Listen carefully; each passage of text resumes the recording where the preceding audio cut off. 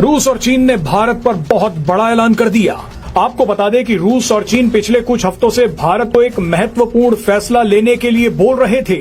और मोदी को समझ लग गई है कि अगर मैंने चाइना को के करीब हुआ और कारोबार करूंगा, चाइना के करीब हो जाऊंगा और कारोबार करूंगा, ठीक है, और मुझे इस कारोबार का फायदा है। अब काफी लोगों ने ये बात करी कि मरी हुई अर्थव्यवस्था कैसे बोल दिया, और अरे वो उस आदमी का कोई लॉजिक है, कैसे बोल दिया? आप उससे पूछ रहे हैं कैसे बोल दिया, उसने बोल दिया। मैं क्या कहता हूं आपको, ये तो एक कमेंट है जो उसने आप टोटल मिला के 50% टैरिफ लगाया, उसका क्या लॉजिक है?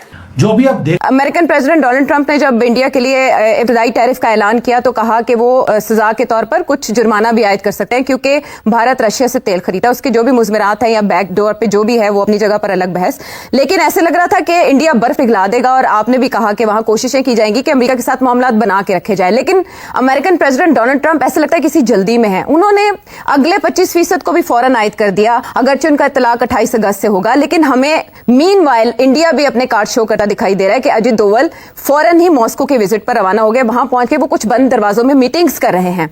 अब मेरा सवाल आपसे ये है कि ये टैरिफ नई बुलंदी पे जाना 50% का कह के और ये भी कहना कि आगे आगे देखिए होता है क्या, और दूसरी तरफ national security adviser of India in Moscow, क्या नताइज होंगे इस सब के? आयशा, बहुत से सवाल इकट्ठे हो गए हैं डोनाल्ड ट्रंप की जो पॉलिसीज हैं, और वो फोकस इस वक्त जो अनफॉर्चुनेटली हो रहा है वो इंडिया के ऊपर हो रहा है। क्यों इंडिया इतना इंपॉर्टेंट हो गया डोनाल्ड ट्रंप के लिए? क्यों डोनाल्ड ट्रंप सख्त रवैया इख्तियार कर रहा है इंडिया के खिलाफ? अच्छा, इसमें मेरी एक अपनी तजिया भी है, थियरी भी है, क्योंकि लोगों को समझ नहीं आ रही कि क्या किया है नरेंद्र मोदी ने जिसकी वजह से डोनाल्ड ट्रंप इतना नाराज हो गया इंडिया के साथ। इंडिया तो समझता था कि वो स्ट्रेटेजिक पार्टनर है अमेरिका का, वो तो पाकिस्तान था जो कि स्ट्रेटेजिक पार्टनर अब नहीं रहा था। तो ये क्या हुआ? क्यों इंडिया, और इंडिया के अंदर भी ये सारे सवाल ये पूछ रहे हैं कि हुआ क्या? वो they're in a state of shock. वो तो समझते थे कि क्वाड के अंदर जाके और नरेंद्र मोदी ने अमेरिका जाके डोनाल्ड ट्रंप को जीत लिया और we are favoured ally now, और बिल्कुल उल्टा हो गया। और अभी तक कोई अच्छा एक्सप्लेनेशन मिला नहीं कि वजह क्या है, क्यों इंडिया के ऊपर इतनी सख्ती की जा रही है। अच्छा, अब मेरा इसमें एक थ्योरी ये है कि एक्चुअली डोनाल्ड ट्रंप के 3 एजेंडा आइटम्स थे। पहला तो था मागा, मेक अमेरिका ग्रेट अगेन, कि जी move in manufacturing industry back to America, give more American jobs, number 1। Number 2, end forever wars. ये जो जंगें चल रही थी जो कभी खत्म भी नहीं होती थी, जिसमें ये यूक्रेन की जंग, इजराइल की जंग, और भी जंगें, इंडिया पाकिस्तान की जंग, उसका ये एजेंडा आइटम था कि इनको खत्म करना है मैंने, I will and for ever Wars. और तीसरा ये था कि अमेरिकन फिस्कल डिफिसिट जो है उसको कम करना है, और उसकी एक one reason for that, America की डेट प्रोफाइल बड़ी बढ़ रही है।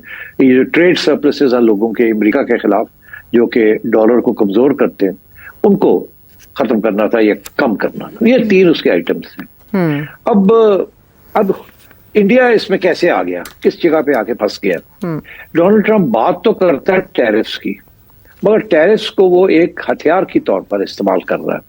वो एक्चुअली सारा ड्रामा जो है ये किसी एक मुल्क के खिलाफ नहीं है, ये एक पूरी ग्लोबल जो रिस्ट्रक्चरिंग हो रही है जिसमें चाइना, रशिया, ईरान, ब्रिक्स, ये सारे एक नया ब्लॉक बना रहे हैं। तो भारत में अपनी जो खर्चा पॉलिसी है उसमें जो डाइवर्सिफिकेशन है उसकी और जो मल्टी अलाइनमेंट इंडिया कहता था उसको फुल थ्रॉटल पे लेके जाना चाहता है।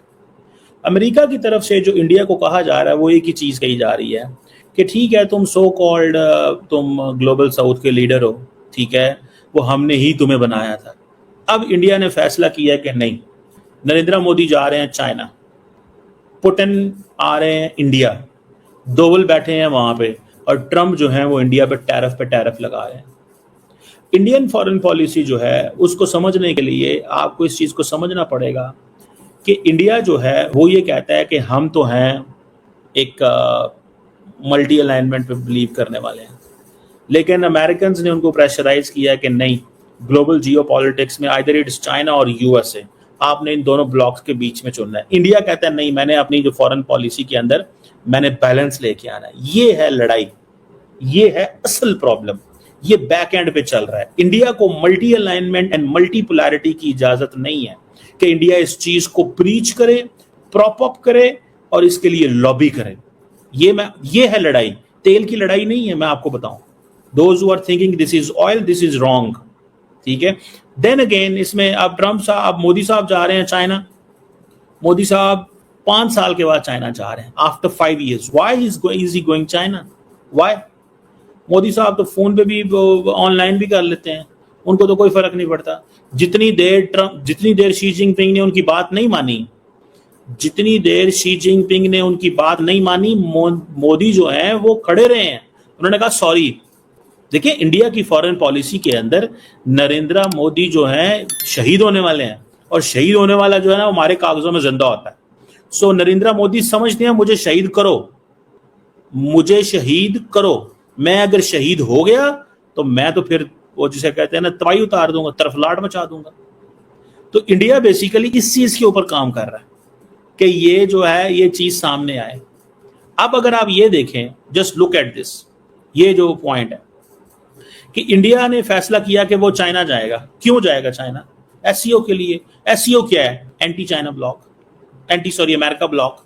तो इंडिया फिर एंटी अमेरिका ब्लॉक में बैठने लगा है। इंडिया फिर एंटी अमेरिका ब्लॉक में बैठने लगा है।